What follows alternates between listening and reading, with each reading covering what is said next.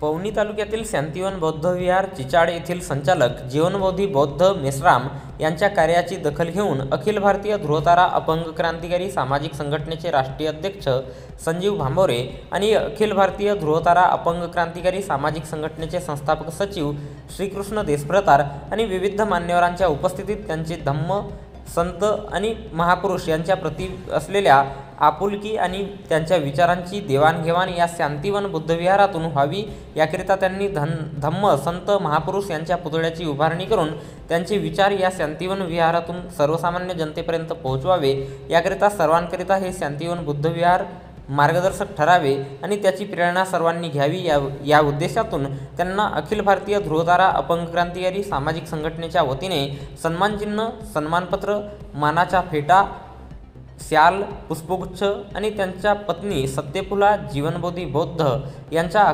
11व्या वर्धापन दिनी शांतिवन बुद्धविहार चिचाड येथे सपत्नीक सन्मानित करण्यात आले।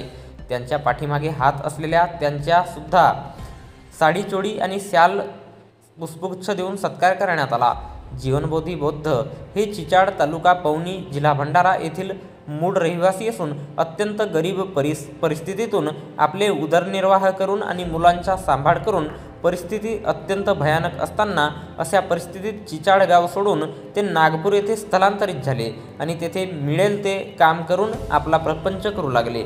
त्यांनी आपल्या 2 मुलांच्या आणि पत्नीच्या सहकार्याने चिचाड या ठिकाणी 2 एकर जमीन खरेदी करून समाजाचा आपल्याला काही देणं आहे म्हणून त्यांनी विहाराच्या बांधकामाकरिता 2007 मध्ये 2 एकर जमीन खरेदी केली। दिनांक 17 मे 2011ला बुद्ध पौर्णिमेच्या दिवशी विहाराचे बांधकाम करण्यात आले। शांतिवन बुद्धविहार हे धम्माचेच केंद्र नसून धम्म चळवळीचे केंद्र आहे। या शांतिवन बुद्धविहारामध्ये अनाथ मुलांना आणून त्यांच्या शिक्षण, जेवणाची, निवासाची व्यवस्था करण्याचा सुद्धा या संस्थेचा उद्देश आहे। त्याचप्रमाणे 28 फेब्रुवारी 2015ला तथागत बुद्धांचे विचार स्थापन केले। विहाराच्या परिसरामध्ये भिक्षू संघकरिता आणि उपासक संघाकरिता रूम बांधकाम केले। तसेच दिनांक 2 ऑगस्ट 2019ला डॉक्टर बाबासाहेब आंबेडकर यांच्या पूर्णाकृती पुतळ्याची स्थापना केली। दिनांक 16 मे 2022ला शिवली बोधी यांच्या मूर्तीची स्थापना आणि अशोक स्तंभची स्थापना केली। 26 नोव्हेंबर 2022ला प्रियदर्शनी सम्राट अशोक यांच्या पूर्णाकृती मूर्तीची स्थापना करण्यात आली। त्याचप्रमाणे 28 फेब्रुवारी 2023ला संत गाडगेबाबा आणि राष्ट्रसंत तुकडोजी महाराज यांच्या मूर्तीची स्थापना करण्यात आली। 2025ला सुद्धा तथागत गौतम बुद्ध, संत तुकाराम महाराज आणि छत्रपती शिवाजी महाराज यांच्या पूर्णाकृती पुतळ्याचे अनावरण सुद्धा 28 फेब्रुवारीला करण्यात आले।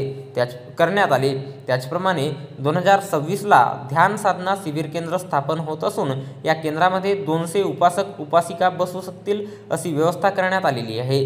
हे करण्यामागे त्यांचा कोणताही वैयक्तिक स्वार्थ नसून समाजाच्या हिताकरिता, सुखाकरिता आहे। हे सर्व करीत असताना लोकवर्गणीच्या माध्यमातून त्याचप्रमाणे आपल्या उत्पन्नाचा काही भाग या कामाकरिता खर्च करीत आहेत।